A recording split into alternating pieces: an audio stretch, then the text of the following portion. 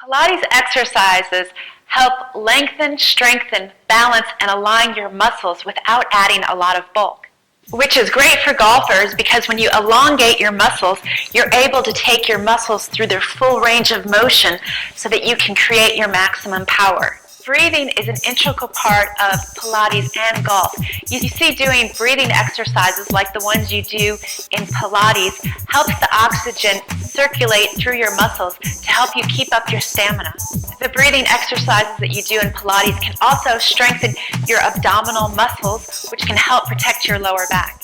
There are specific breathing exercises to Pilates. The idea is to inhale through your nose, bring all the air in, and fill up your abdominals. Once your abdominal muscles are filled with air, then you exhale through your mouth and let all the air out. This type of breathing can help you elongate your muscles longer when you're performing exercises, which will help you in your golf swing. If you've never taken a Pilates class, I suggest that you do so that you can learn proper breathing technique. This type of breathing is so good for stress relief, and it really helps you focus and concentrate.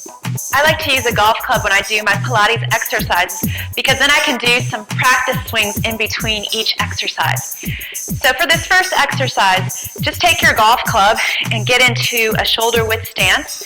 Make sure your feet, your knees, your hips, your shoulders are all parallel because that's the way you would do it in golf. From here, we're going to do a full body stretch. Take this club and then just press it above your head. And the idea is to strengthen your shoulders. You're going to lengthen your arms as much as possible. Now, from here, go ahead and inhale through your nose. Fill up your abdominal muscles and then exhale through your mouth. I like to do this exercise for about 10 counts.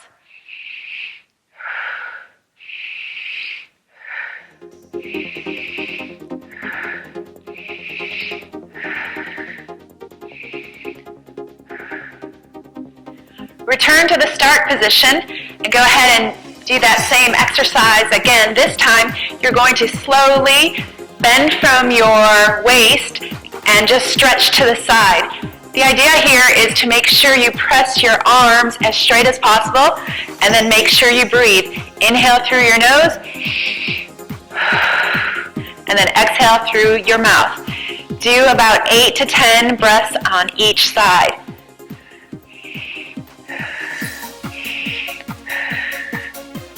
Return to the start position and do the opposite side.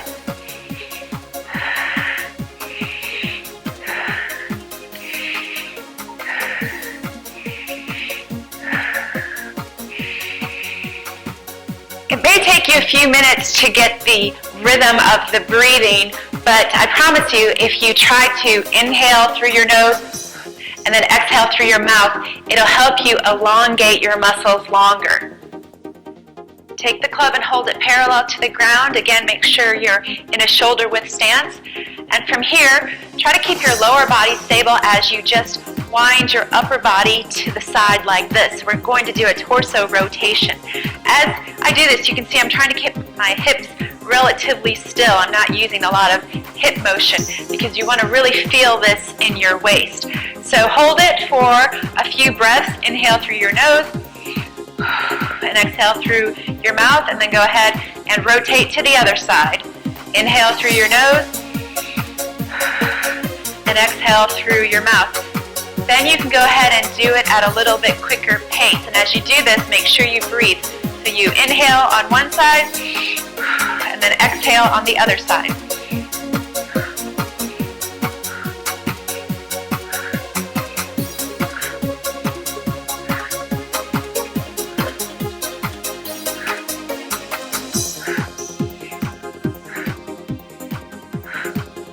Using your club as balance, just go ahead and put the club down on the ground, balance on one leg, and go ahead and straighten the other one. And what you're going to do is little clockwise circles. Try to make a little circle nice and smooth with your leg. Start clockwise at first, and don't forget to breathe. So do about 8 repetitions clockwise, and then go ahead and go counterclockwise.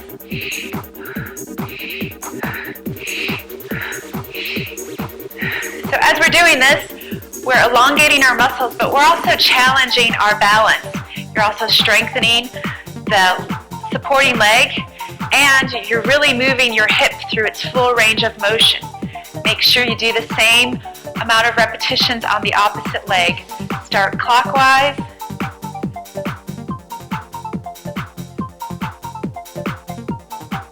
I do about 8 repetitions on each side and then go counterclockwise.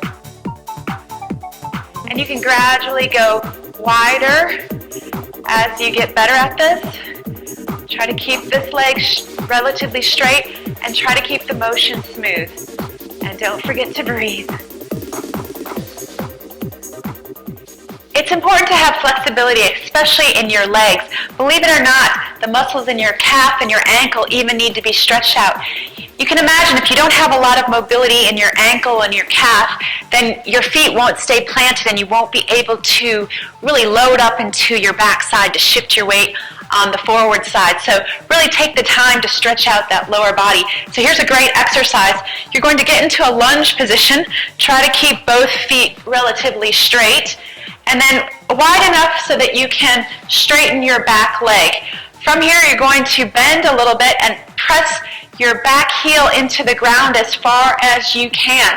You want to get a really nice stretch in your calf. So you're going to do that breathing exercise where you inhale and exhale for 8 counts and feel a nice stretch in your calf and in your hip flexor. If you tuck your rear end a bit, you'll get a nice stretch in your hip flexor muscles, and those are really important in golf. These tend to be tight in golfers because we sit all day. So you hold for 8 counts, and then you go ahead and repeat on the opposite side. Push that heel into the ground, get a really good stretch in your calf muscle, tuck your rear end in a little bit, and get a stretch in your hip flexor muscles. These will really help you be able to shift your weight better. You'll be able to load into your right side at the top of your swing, and you'll be able to shift your weight better on your downswing.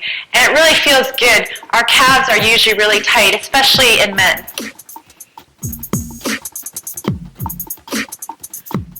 Okay, we're going to hit another lower body muscle that tends to be tight in golfers. Our hamstrings. We sit all day, so these muscles are super tight. So you can imagine if you don't have a lot of flexibility in your hamstring, first of all, it's hard to stay into your bent position. And second of all, most of the time, people with tight hamstrings will tend to raise up through impact.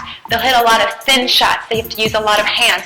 So have to stretch out these hamstring muscles. So this time, get into a mini lunge position, and you're going to bend your back leg and then lift your toe off the ground from your front leg. Keep that leg straight, and you're going to bend over. Chest stays up, but you're bending over to get a nice stretch in the back of the leg that's straight. You're stretching your hamstring muscle. Hold that position. You can even touch your toe and raise your toes a little bit higher. And then don't forget to add that breathing. Inhale through your nose and elongate your muscles as you exhale. Hold it for about 8 counts. Slowly come up and go ahead and stretch that other side. One side might be a little bit tighter than the other, and that's typical. You just have to work on the side that's tighter a little bit longer.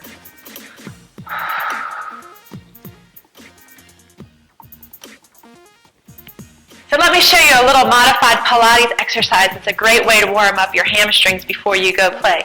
Using your clubs, you're just going to alternate stretching your legs. So bend over, come back up, put your heel to the ground, lift up your toe, and bend over. And you're just going to alternate like this.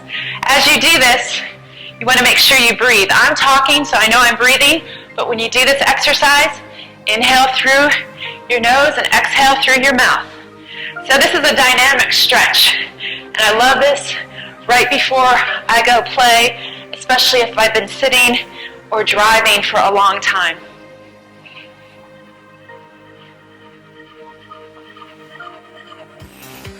So while we're at it, let's just work on our golf swing at the same time. So take this club, hold it by the head, And then you're going to just lay it on your spine.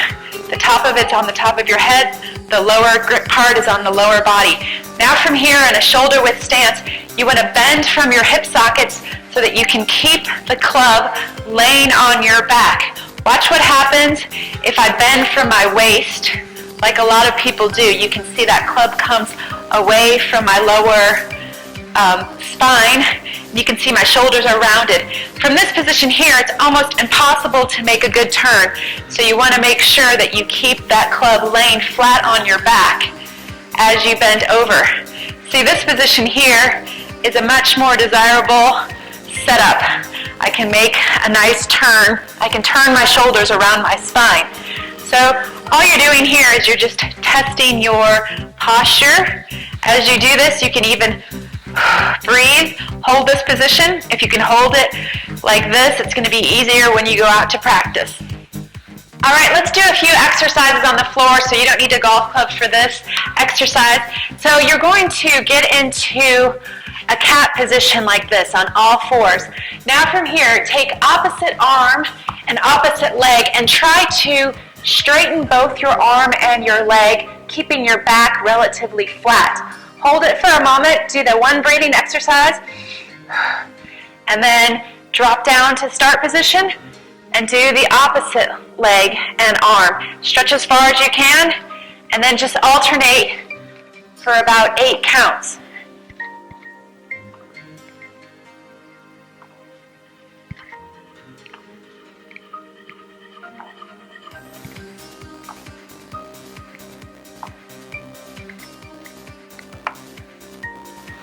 That's an excellent exercise to help warm up your back and your shoulders.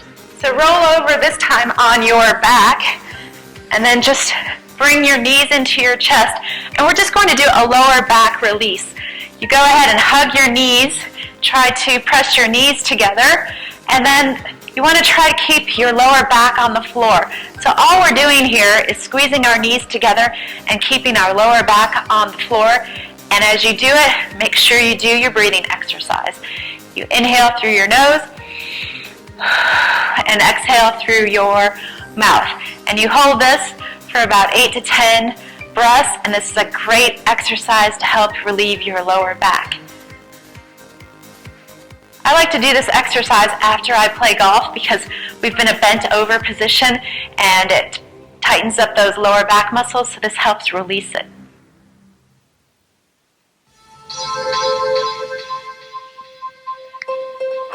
All right, from here, go ahead and just straighten your legs, and then you can just drop your arms to the side.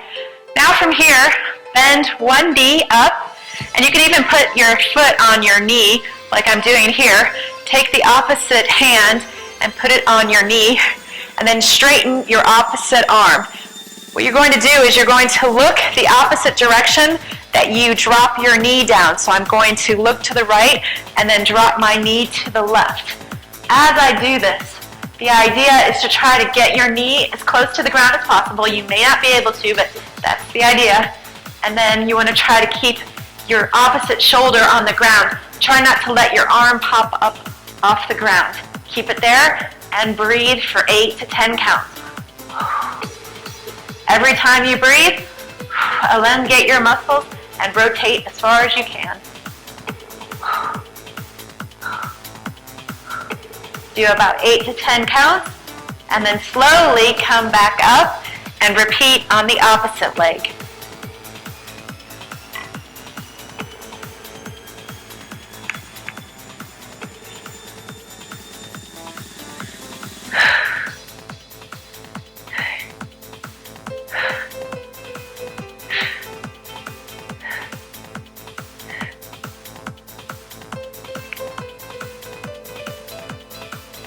That's a great routine to do before or after you play golf.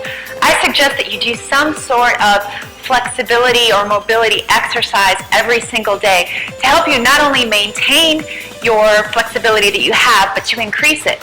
Because the better your flexibility, the better chance you have of taking your muscles through their full range of motion to give you your maximum power in your golf swing.